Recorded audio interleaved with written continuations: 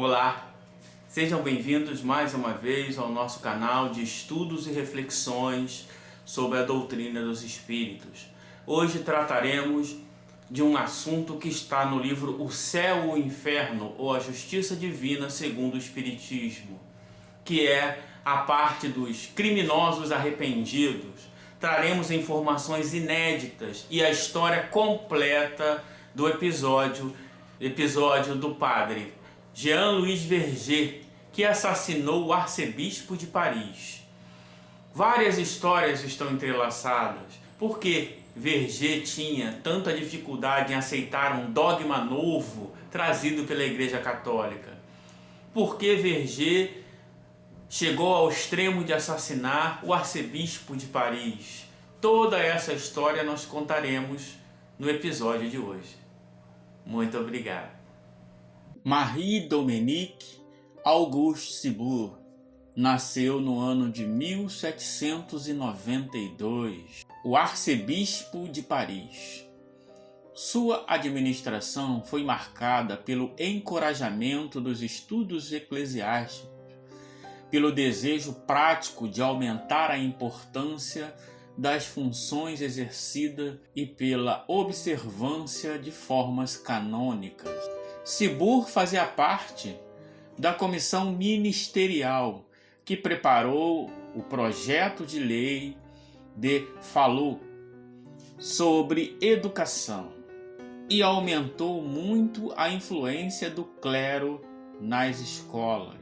Ele realizou em 1849 um conselho provincial em Paris e, em 1850, um sínodo diocesano.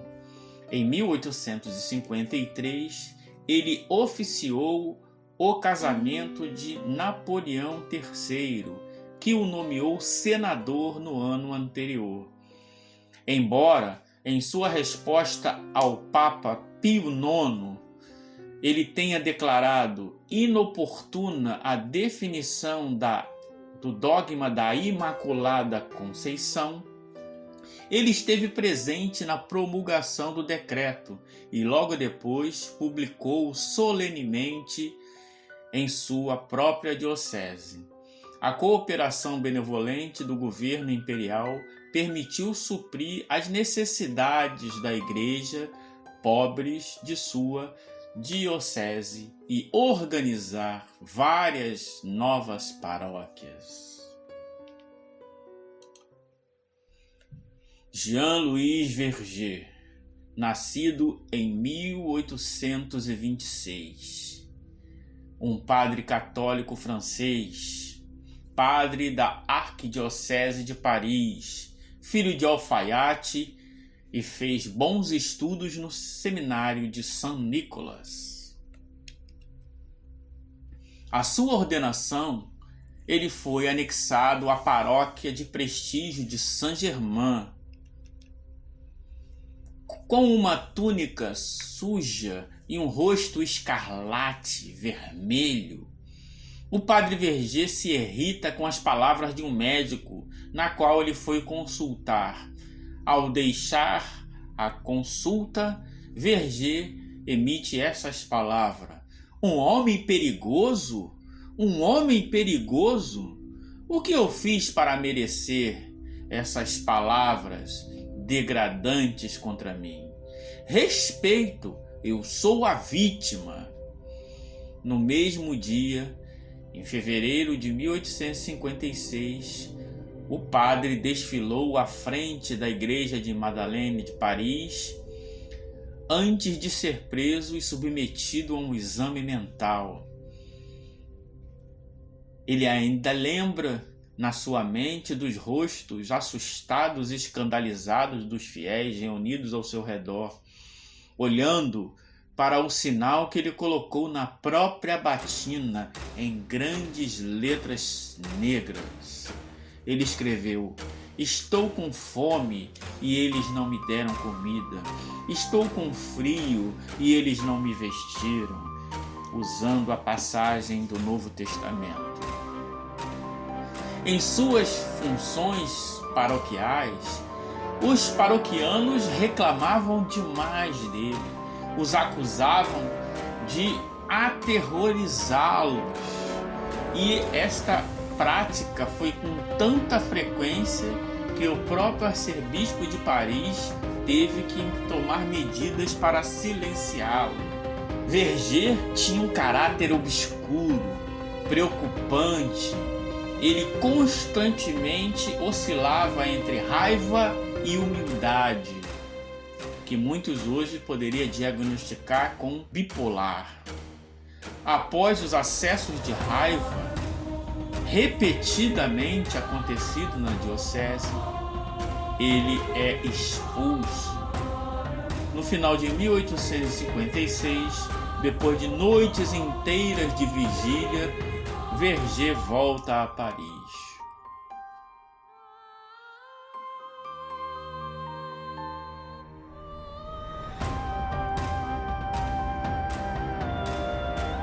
Em casa, Verger se senta em frente a uma escrivaninha e pega várias folhas de papel. Seu humor estava em péssimo estado, que o leva a escrever panfletos sobre a caneta e espalhar todo o seu ódio que acumulou durante vários meses, em especial ao Papa Pio IX e à Igreja.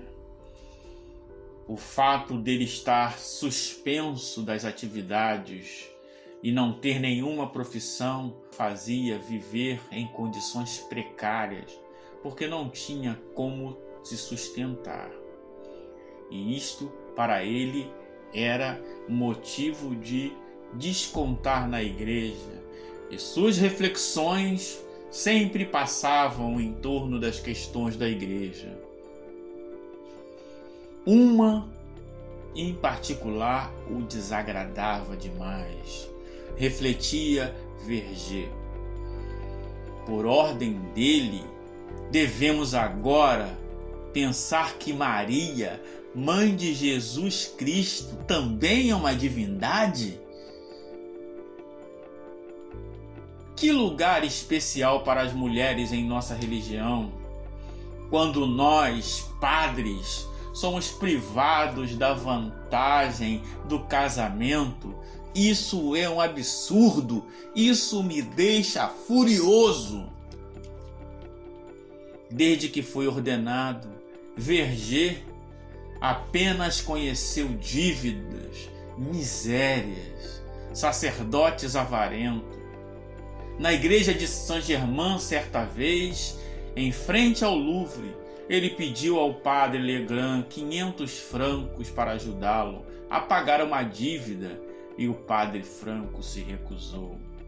Ele, portanto, protestou contra essa sanção que considerava injusta, desfilando em público. Toda a igreja parece estar já zangada com Verger e ele grita para quem quisesse ouvir: a caridade dessa instituição arcaica é uma piada. Afirmou, carregando esta frase em uma placa para que todos os fiéis padres pudessem observar. A caridade desta instituição arcaica é uma piada. Ninguém me ajuda. Verger, a essa altura, considerava sua batina uma prisão.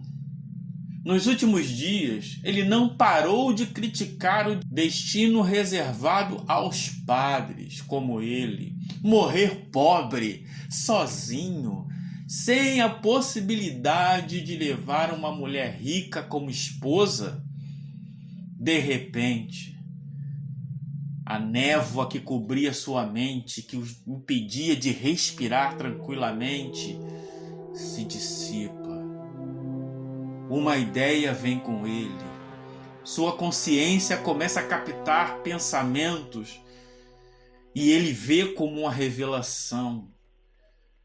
Esta voz inspira-lhe pensamentos e ele se afiniza com esses pensamentos. Os sermões não são mais suficientes, diz a voz.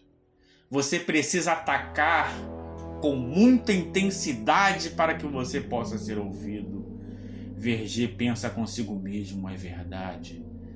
Só palavras não adianta. Verger então olha para uma navarra, uma faca que se usa para abrir carta, que estava sobre a escrivaninha. E ele pensa: esse é o instrumento que usarei. O arcebispo de Paris, o Monsieur Ciboure, que já me censurou, ele é o mais alto representante do Papa. A Igreja não conseguirei atingir, ao Papa não conseguirei atingir, mas seu representante não tardará. Então, a sua mente lhe vem uma passagem para justificar o seu ato. Levítico, capítulo 17, versículo 11. E assim está escrito: porque a alma da carne está no sangue. Deite sobre o altar para que possa servir de expiação às vossas almas. Pois é através da alma que o sangue faz a expiação. Neste momento, Verger tem um brilho nos olhos, uma expressão um tanto vaga, e entende que esse é o sinal que ele precisava. Ele esperaria tanto tempo que fosse necessário para esse sacrifício.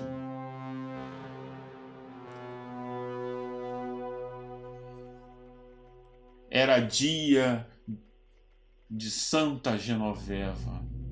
Às 4 horas, o culto começava em homenagem à santa, a padroeira de Paris. É comemorado pelo Monsieur Ciboure, o arcebispo de Paris. Esta cerimônia é precedida por uma procissão que ocorre dentro da igreja lotada. De acordo com um ritual muito específico, a procissão atravessa lentamente os corredores e depois entra na nave. Monsenhor avança, segue para abençoar os fiéis ajoelhados, cheios de fé, e avança na direção para a parte de trás da igreja. As ruas da capital, nessa ocasião, se enchem em comemoração a Santa Genoveva, a padroeira de Paris. No meio da multidão, Verger vestido com um vestido preto, bem babado, tira os sapatos na calçada. O movimento da multidão o leva silenciosamente até a colina onde fica a igreja de Saint-Étienne. Ao seu redor surge o clamor dos cristãos impacientes para ouvir a missa proferida pelo arcebispo Ciboure. Discretamente, Verger sobe, vai à frente da procissão, entra no prédio. O vento fresco bate em seu rosto, enquanto os homens e mulheres sentam nos braços de madeira em frente ao coro da igreja. Monsieur Ciboure prega, fala palavras de paz aos crentes. Pelo canto do olho, Verger vê a sua vítima. Atrás do altar, Monsieur Ciboure se dirige calmamente para a sacristia e entra por uma porta de madeira. Ele surgiu minutos depois, vestindo seu traje sacerdotal. Vibrante, irritado, Tomado de impaciência, Vergê avança para o lado do corredor central da nave, misturando-se com os paroquianos sentados. Seu olhar segue diretamente todos os passos do arcebispo, que, cercado pelo padre Dofu e pelo grão-vigário, caminha pacificamente para dar as bênçãos. Misturando-se com os paroquianos sentados, seu olhar segue os movimentos do arcebispo, que, cercado por padre Dofu e pelo grão-vigário, caminha pacificamente.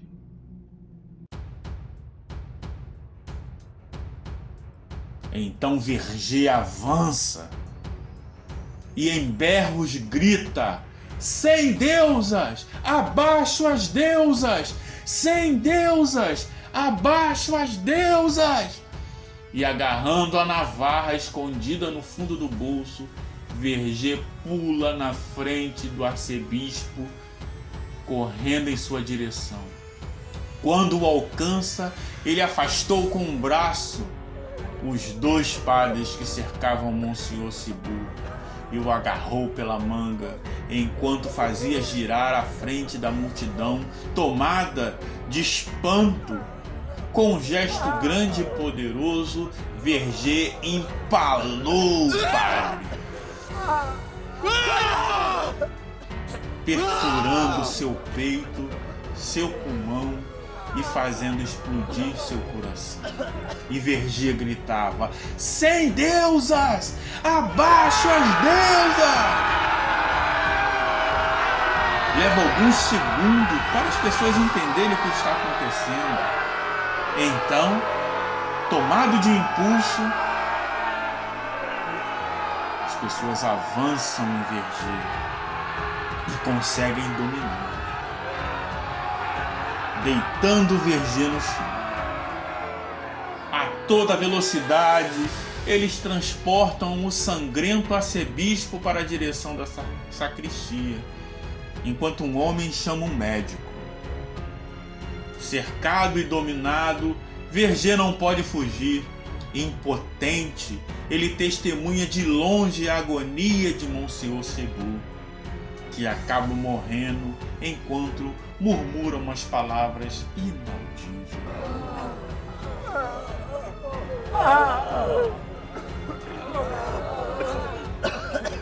O sargento da cidade se joga em Vergê, cinge, o amarra com dificuldade e ele é obrigado a atravessar com o padre Vergê pela Praça de Panteão para levá-lo até a prisão.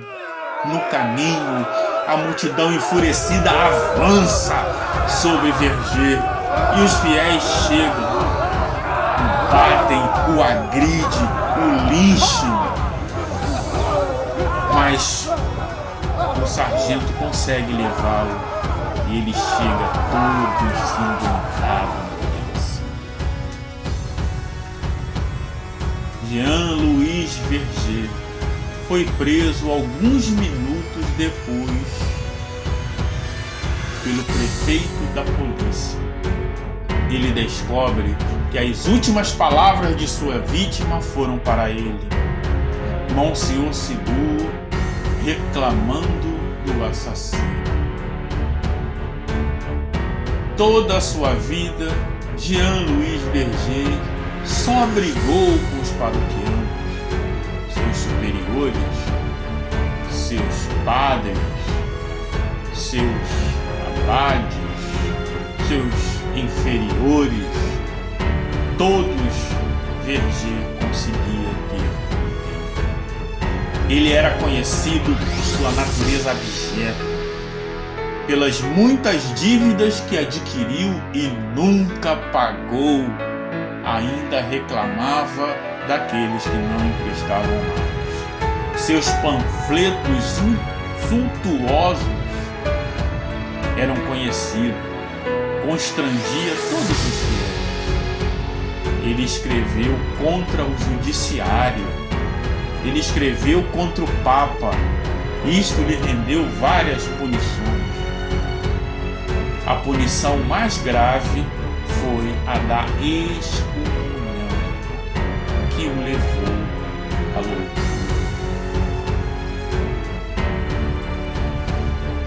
O destempero de Verger fez com que ele fosse excluído das próprias deliberações expendidas contra ele no julgamento, pois que ele não se continha e falava abertamente o que ele pensava, mesmo quando era solicitado que se calasse, ele não se calava. Quando a sua sentença de morte foi anunciada, ele proferiu: eu desprezo você, eu zoo de tudo, exceto de Jesus Cristo, disse Verger. Após um julgamento rápido que levou 2 semanas somente, Verger foi condenado à morte no dia 17 de janeiro de 1857. Até o fim, Verger havia se convencido que o próprio imperador Napoleão III o perdoaria. Quando ele foi executado na prisão de La Roquette, em 30 de janeiro de 1857, ele estava em pânico. Verger tinha medo, devido principalmente ao fracasso do perdão esperado e à morte vindoura. Quando os ajudantes do Carrasco vieram levar e conduzi-lo à guilhotina, Verger lutou com ele, se agarrou a tudo que era possível para não ser decapitado. Verger se debateu e lutou tanto que o próprio Carrasco teve que vir para buscar.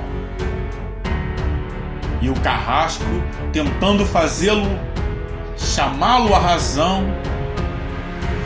disse: deve ser eu que venho buscá-lo? Verger, assim mesmo, não aceitou. Ele teve que ser carregado, arrastado até a guilhotina. Verger foi executado na Praça de La Roquette em 30 de janeiro de 1857, em Paris. Por quê? Porque Verger, ao esfaquear o arcebispo Sebur, gritou: abaixo a deusa, sem deusas! Porque Verger nunca aceitou uma promulgação do Papa Pio IX, que estabelecia o dogma da Imaculada Conceição.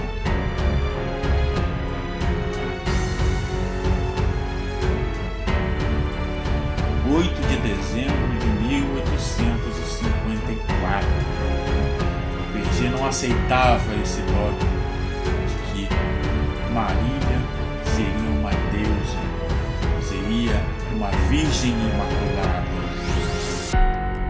Nem mesmo o próprio arcebispo Sebur estava convencido disso, mas aceitou, tanto que recitou a promulgação nas suas paróquias. Mas Verger quis sangue, e essa é a questão. Em certa vez, uma carta escrita para seu pai, João Luís Verger, disse: eu não acredito na Imaculada Conceição. Preguei no domingo contra essa nova invenção. Meu bispo, pela 5ª vez, me sentenciou à morte. O que você quer que eu faça com os homens que, para não servir suas devoções exageradas, me jogam na calçada a todo momento? Pedi ao meu bispo que me devolvesse a liberdade para me libertar de qualquer obrigação sacerdotal. Ele me deu tudo. Hoje acho um casamento vantajoso. Por favor, me dê seu consentimento. Allan Kardec, sabendo da história, no mesmo dia da execução, evocou Jean-Louis Verger. Evocação.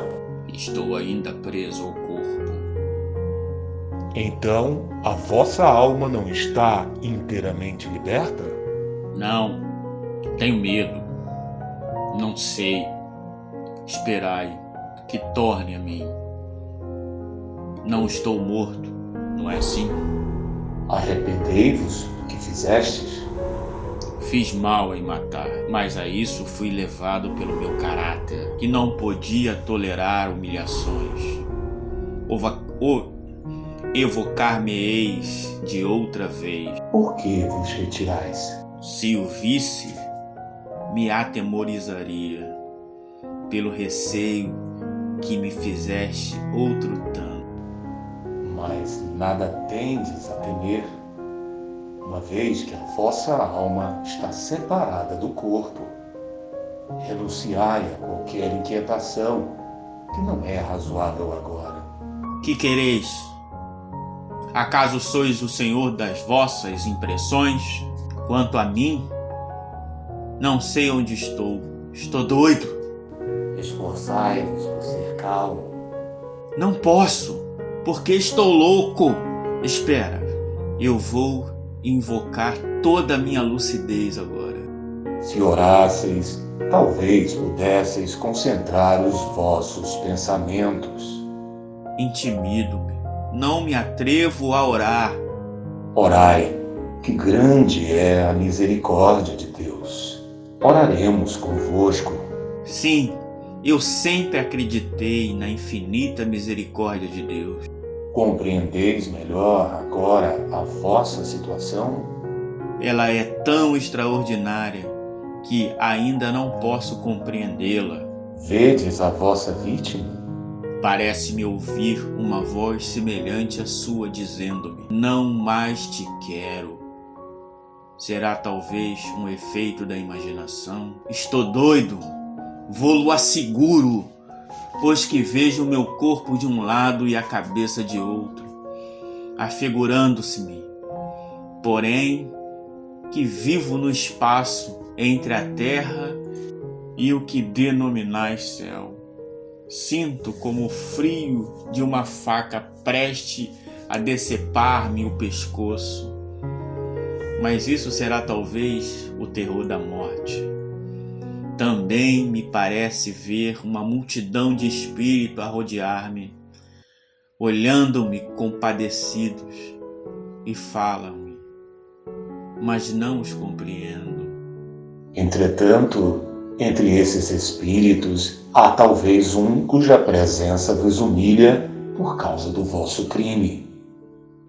Dir-vos-eis que há apenas um que me apavora, o daquele a quem matei. Lembrai-vos das anteriores existências? Não, estou indeciso, acreditando sonhar. Ainda uma vez preciso tornar a mim. Reconhecei-vos melhor agora? Já sei que não pertenço a esse mundo e não o deploro. Pesa-me o que fiz, porém meu espírito está mais livre. Sei que há uma série de encarnações que nos vão dar conhecimentos úteis, a fim de que tornamos tão perfeito quanto seja possível a criatura humana. Sois punido pelo crime que cometestes? Sim, lamento o que fiz, e isso me faz sofrer. Qual a vossa punição? Sou punido porque tenho consciência da minha falta, e para ela peço perdão a Deus. Sou punido porque reconheço minha descrença nesse Deus, sabendo agora que não devemos abreviar os dias de vida dos nossos irmãos. Sou punido pelo remorso de haver adiado o meu progresso, enveredando no caminho errado, sem ouvir o grito da própria consciência que me dizia não ser pelo assassínio que alcançaria o meu destino. Deixei-me dominar pela inveja, pelo orgulho. Enganei-me, arrependo-me, pois o homem deve esforçar-se sempre por dominar as suas más paixões, que, aliás, não fiz. Qual a vossa sensação quando vos evocamos? De prazer e de temor, por isso que não sou mau. Em que consiste tal prazer e tal temor? Prazer de conversar com os homens e poder em parte reparar minhas faltas, confessando-as, e temor que não posso definir, um quê de vergonha por ter sido um assassino. Desejais reencarnar na Terra? Até o pescoço, e desejo achar-me constantemente exposto ao assassino, provando-lhe o temor. O homem que mata sabe que, ao escolher nova existência, nela se tornará assassino? Não. Ele sabe que, escolhendo uma vida de luta, tem probabilidades de matar um semelhante, ignorando, porém, se o fará, pois está quase sempre em luta consigo mesmo. A situação de VG, ao morrer, é a de quase todos os que sucumbem violentamente. Não se verificando bruscamente a separação, eles ficam como aturdidos, sem saber se estão mortos ou vivos. A visão do arcebispo foi-lhe poupada por desnecessária ao seu remorso, mas outros espíritos em circunstâncias idênticas são constantemente acossados pelo olhar das suas vítimas. A enormidade do delito VG acrescentara a agravante de se não ter arrependido ainda em vida, estando, pois, nas condições requeridas para a eterna condenação. Mas, logo que deixou a terra, o arrependimento invadiu-lhe a alma, e, repudiando o passado, deseja sinceramente repará-lo. A isso não o impele a demasia do sofrimento, visto como nem mesmo teve tempo para sofrer, mas o alarme dessa consciência desprezada durante a vida e que ora se lhe faz ouvir. Por que não considerar valioso esse arrependimento? Por que admiti-lo dias antes como salvante do inferno e depois não? E por que, finalmente, o Deus misericordioso para o penitente em vida deixaria de o ser por questão de horas mais tarde? Fora para causar admiração a rápida mudança, algumas vezes operada nas ideias de um criminoso, endurecido e impenitente até a morte. Se o trespasse lhe não fosse também bastante, às vezes, para reconhecer toda a iniquidade da sua conduta. Contudo, esse resultado está longe de ser geral, o que daria, em consequência, o não haver espíritos maus. O arrependimento é muita vez tardio, e daí a dilação do castigo. A obstinação no mal em vida provém às vezes do orgulho de quem recusa submeter-se e confessar os próprios erros, visto estar o homem sujeito à influência da matéria que, lançando-lhe um véu sobre as percepções espirituais, o fascina e desmaia. Roto esse véu, súbita luz o aclara, e ele se encontra senhor da sua razão. A manifestação imediata de melhores sentimentos é sempre indício de um progresso moral realizado, que apenas aguarda uma circunstância favorável para se revelar, ao passo que a persistência mais ou menos longa no mal, depois da morte, é incontestavelmente a prova de atraso do espírito, no qual os instintos materiais atrofiam o germe do bem, de modo a lhe serem precisas novas provações para se corrigir. O arcebispo Ciboure foi sucedido por François Nicolas Madeleine. O cardeal Morlot. Inscreva-se no canal.